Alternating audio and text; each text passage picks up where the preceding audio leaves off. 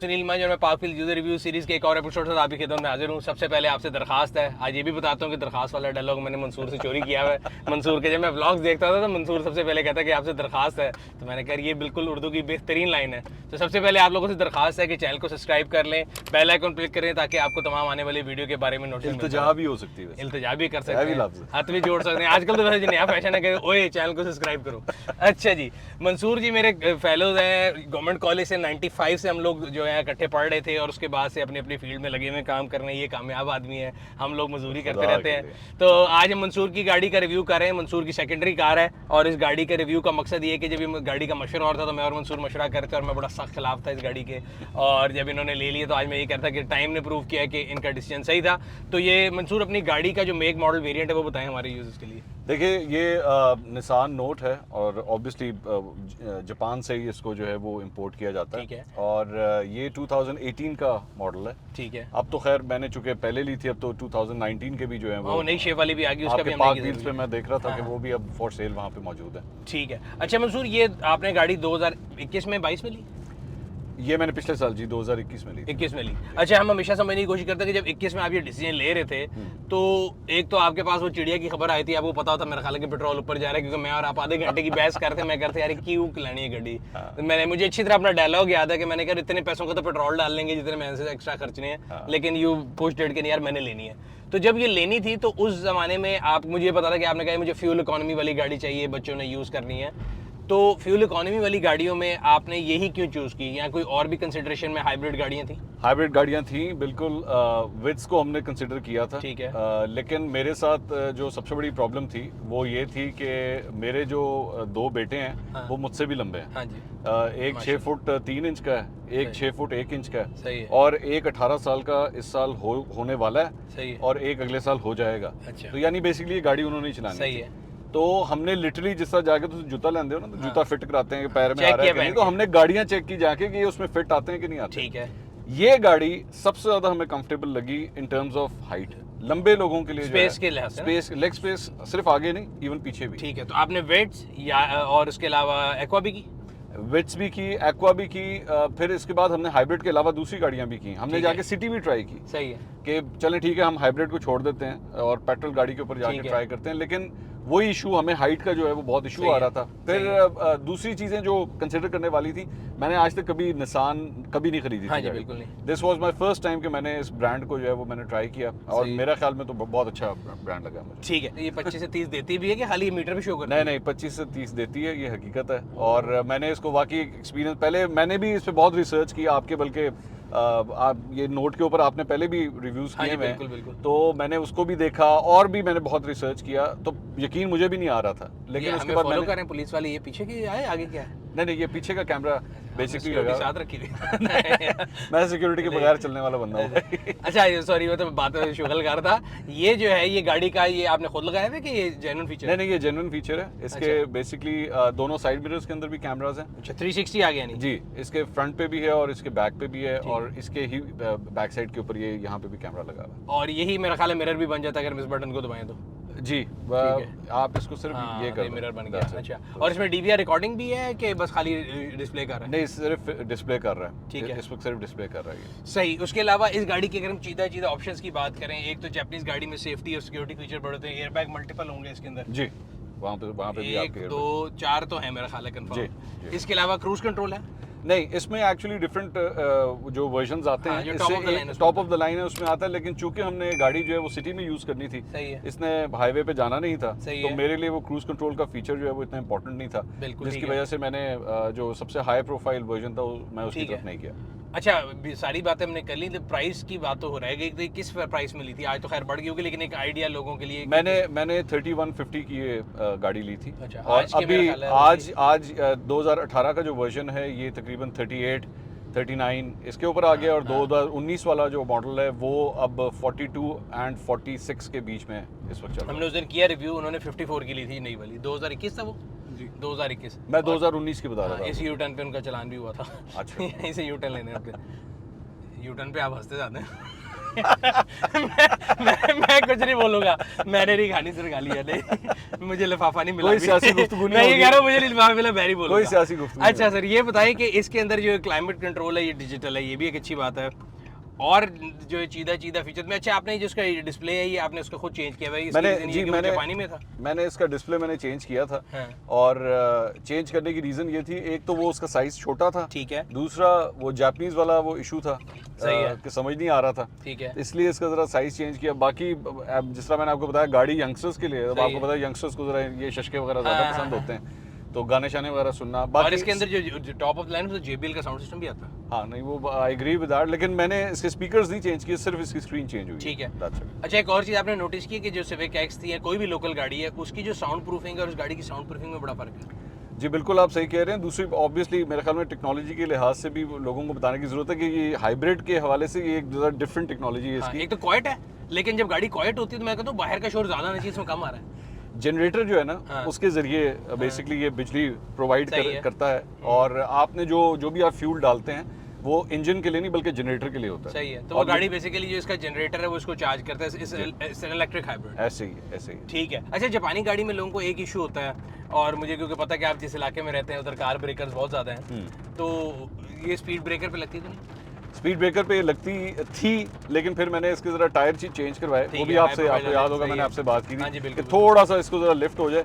लेकिन मतलब अगर एक स्पीड ब्रेकरों की भी मुख्तलिफ किस्में हैं ना, मतलब एक तो होता है जो आम बंदे ने खुद ही बना दिया, अब वो उसने परवाह नहीं करनी कि इसकी हाइट किधर जा रही है। अगर तो कोई इंसानों वाला स्पीड ब्रेकर है तो उससे तो बचत हो जाएगी, लेकिन अगर आपने दीवार ही खड़ी कर दी है तो फिर तो। हमारे यहाँ तो स्पीड ब्रेकर वैसे बनते हैं ना कि एक पाइप डाला उसके ऊपर एकदम मिट्टी की ढेर डाली, ब्रेकर बन गया। ऐसे लेने से पहले ये सोचा था कि ये क्योंकि देखें अगर टोयोटा लेते हम, विट्स ले लेते या यारिस ले लेते या सिटी ले लेते या एक्वा भी ले लेते तो पार्ट्स मिलना कोई इशू नहीं जी। लेकिन इस गाड़ी के पार्ट्स जो हैं अगर खुदा ना खास्ता आज को मोटरसाइकिल में जाते जाते चुम्मी दे जाता है तो वो नहीं मिलने।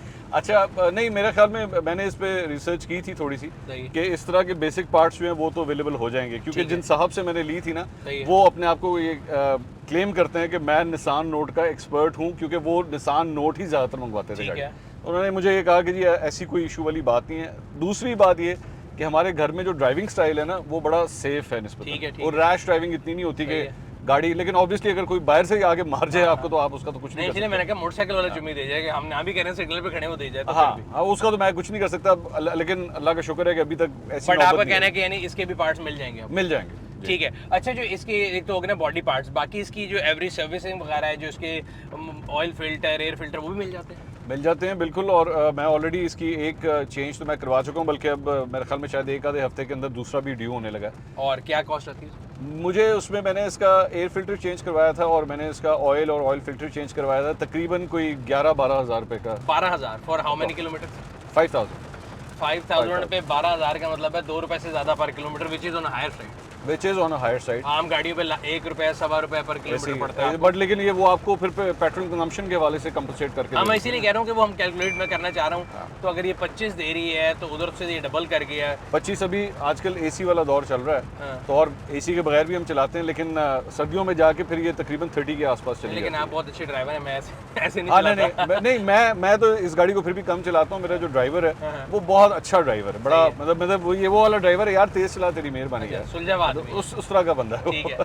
मेरा ख्याल में गवर्नमेंट को एक्चुअली ये हाइब्रिड, सोलर और साथ ही साथ ये जो इलेक्ट्रिक कार्स हैं इसके ऊपर तो जितनी लिवरेज दे सकते हैं इनको देनी चाहिए।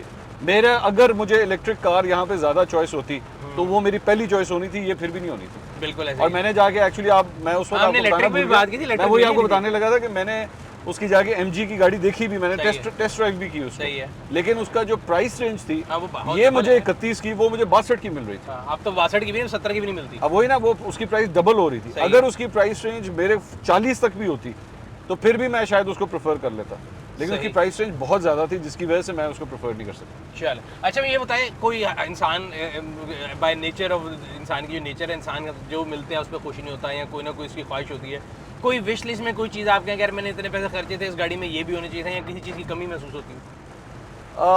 मेरा ख्याल में जितने पैसे मैंने खर्च किए हैं उसके मुताबिक ये शायद उससे ज़्यादा बेहतर पैकेज है मेरा ख्याल में। मैं आई डोंट सी एनीथिंग कि कोई ऐसी कोई खास चीज़ हो कि जो मैं मिस कर रहा हूँ, क्योंकि जिस मकसद के लिए किया वो तो पूरा है, वो मेरा पूरा हो रहा है, मुझे इसके अलावा और कोई सच नहीं है। जाहिर बात है फिर तो आप जितने पैसे ऐड करते रहे लग्जरी उसमें उतनी इंक्रीज होती रहेगी, लेकिन 31 के पैकेज में आपको मेरा नहीं ख्याल कि इतनी फी, मतलब आप इस गाड़ी को कंपेयर करें सिटी के साथ, जो मैं उस वक्त प्राइस के हवाले से कंपेयर कर रहा था, वो सिटी की थी।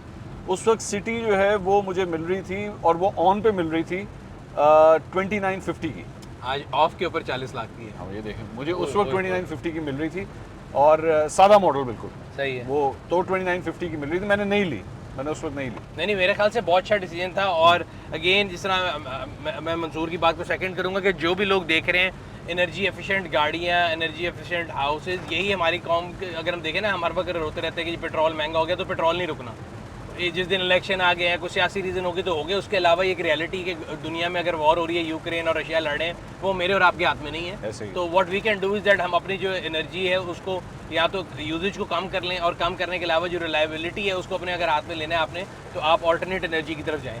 कि जो टायर थे ना, हाँ वो बड़े मुझे हल्के लगे जो मैंने लिए, और मैंने जब उसको ड्राइव वगैरह किया तो वो मेरे ख्याल में जापानी, चूंकि सड़कों के लिए बने हुए थे, तो यूज भी थे ऑब्वियसली। ये गाड़ी जब मैंने खरीदी थी तो ये तकरीबन 50,000 चली हुई थी, ठीक है, तो मेरा ख्याल में वो वैसे भी अपनी लाइफ पूरी कर चुके सही है।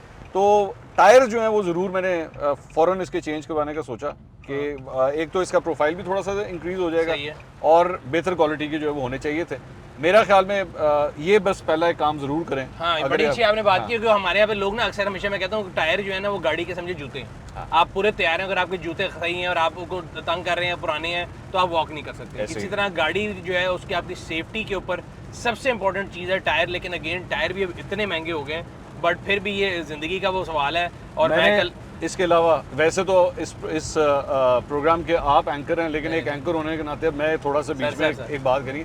ये जो सुनील मन साहब है ना जी, इनके अंदर एक खासियत है जो ये आज तक शायद लोगों को पता नहीं होगी, वो ये है कि इनके दिमाग के अंदर ना नंबर बड़ी जल्दी याद हो जाता है। ये नंबर, मैं एक वाकया आपको सुनाता हूँ। ये हमारे साथ कॉलेज में थे, तो मेरी इनसे मुलाकात तकरीबन कोई 15 साल के बाद दोबारा हुई। मैं आउट ऑफ लाहौर चला गया था, जब मैं वापस आया तो एक जगह मेरी मुलाकात हुई। तो ये जब 15 साल के बाद मुझसे मिले तो इन्होंने 15 साल मेरी पुरानी गाड़ी का नंबर जो है ना वो मुझे पढ़ के सुनाया कि यार आपकी गाड़ी का ये नंबर था, और आप यकीन करें वो नंबर मेरी अपनी गाड़ी का मुझे खुद याद नहीं था।